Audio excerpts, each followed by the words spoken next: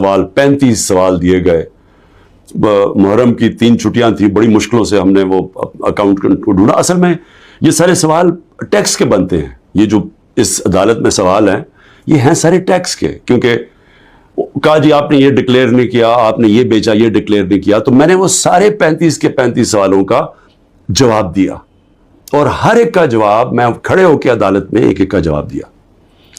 تو وہ جو ایک جگہ, اور انہوں نے سرکاری 2 گواہ پیش کیے. اب سرکاری گواہ کیا انہوں نے گواہی دینی تھی, تو ہم نے کہا کیونکہ وہ جو جواب ہیں اس کے لیے میرے اکاؤنٹنٹ کی ضرورت ہے, کیونکہ ایک 40 سال سے میرے اکاؤنٹنٹ وہی فرم ہے.